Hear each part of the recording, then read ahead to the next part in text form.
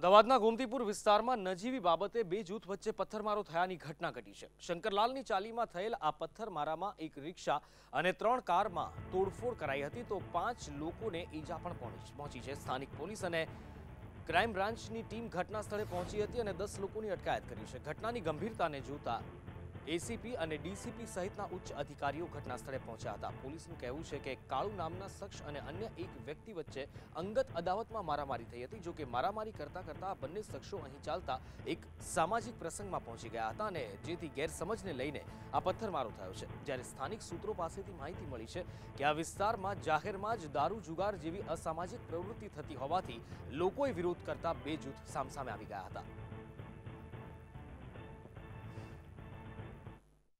આજે એક રિક્ષાવાળો કાળુ અને એક બીજો વ્યક્તિ એમની જૂની અદાવતના લીધે ઝઘડો થયો।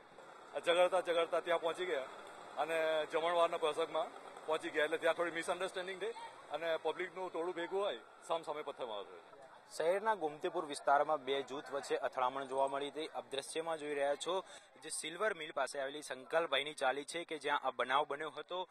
બંને જૂથ વચ્ચે અથડામણ થતા ઉગ્ર બોલાચાલી બાદ જે અથડામણ થઈ હતી તેને લઈને લગભગ 4 થી વધારે વાહનોને નુકસાન પહોંચાડ્યું હતું। આ જે દ્રશ્ય છે તે ગોમતીપુર વિસ્તારમાં આવેલી શંકરલાલની ચાલી છે કે જેના છે બપોરના સમયે આ જ ચાલીની બિલકુલ એક બાજુમાં એક સામાજિક પ્રસંગ હતો અને તે દરમિયાન આ જે પ્રસંગના કેટલાક અગ્રણીઓ અહીં જે ચાલતી હતી અસામાજિક પ્રવૃત્તિ બંધ કરવા માટે આવ્યા હતા અને તે દરમિયાન બંને જૂથ વચ્ચે ભારે બોલાચાલી થઈ હતી અને જોતજોતામાં ભારે પથ્થરમારો થયો હતો। આ જે દ્રશ્ય જોઈ રહ્યા છો આપ જે પથ્થરમારાના તેના પરથી અંદાજ આવી શકે છે જે કે પથ્થરમારો થયો હતો તે કેટલો ભારે પથ્થરમારો હતો। ઘટનાની જાણ કરતા જ ક્રાઇમ બ્રાન્ચ તેમજ સ્થાનિક પોલીસની ટીમ ઘટના સ્થળ પર આવી પહોંચી હતી અને હાલમાં પરિસ્થિતિ ઉપર સંપૂર્ણ કાબુ મળ્યો છે। જો કે પોલીસ તરફથી હાલમાં આજે ઘટના કયા કારણોસર બની છે તે અંગે સત્તાવાર કશું જ જણાવવામાં આવ્યું નથી।